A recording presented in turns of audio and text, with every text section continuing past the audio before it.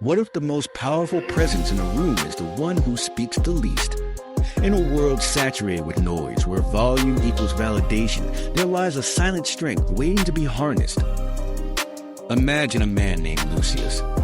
He walks into a crowded forum where voices clash like swords, aiming for attention. The air buzzes with laughter, bravado, and shouts of authority.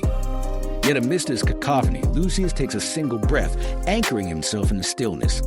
His presence doesn't demand attention, it commands respect. You see, Lucius understood a fundamental tenet of Stoic philosophy, articulated by Seneca: we must first conceive of our minds as empty. He learned that true power doesn't come from noise. It arises from an unshakable inner calm. In his silence, he finds clarity, a clear perspective on the storm around him. But as with any journey, Lucius faced challenges. He had long been underestimated by his peers. Constantly ignored in meetings, his words brushed aside, he felt the weight of frustration. The empirical noise of his world mocked his quiet nature. And yet, he remembered Epictetus's counsel. It's not what happens to you, but how you react to it that matters. His opportunity would come not from raising his voice, but from mastering his mind. With this resolve, Lucius embarked on a silent strategy. Instead of insisting on his ideas, he began to ask questions, listening intently, allowing the room's energy to flow around him. He noticed how silence creates tension, like the calm before a storm, charged with potential, simmering with unspoken words. In this tension, his peers felt the weight of their own thoughts, often revealing more than they intended. During a pivotal meeting, he was challenged. A colleague, eager for front-row attention, pointedly dismissed one of Lucius' suggestions.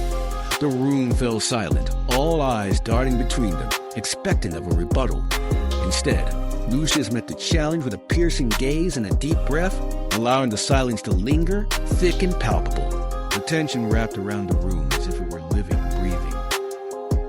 In this moment of stillness, Lucius chose to respond not with words, but with an unyielding posture, his quiet confidence emanating like sunlight breaking through the clouds. Perhaps, he said, there are other perspectives to consider. The simplicity of the statement, couched in silence, floored his opponent. It was not just a counterpoint, it was a manifestation of inner strength. As Lucius continued to cultivate his silent power, he became unreadable, unpredictable, a strategist in the vein of Machiavelli, who taught that knowledge of oneself and others is key. It is better to be feared than loved if you cannot be both, Machiavelli wrote.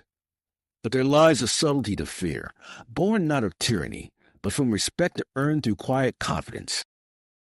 Now Lucius no longer feels underestimated. He becomes an enigma. Colleagues ponder his thoughts, engaging in discussions that circle back to his unspoken ideas. He commands influence without uttering a word, leaving his presence echoing long after he has departed. And so, as you navigate a world that often rewards the loudest voices, consider this. Your silence is not a lack of power. It is a powerful weapon. By mastering the art of stillness, like Lucius, you can cultivate respect and presence without raising your voice. Remember Marcus Aurelius' wisdom. The universe is transformation. Your life is what your thoughts make it. Embrace your thoughts, cultivate your silence, and walk into every room as the quiet force that commands attention. What will you choose to express words or presence? Let your silence speak volumes.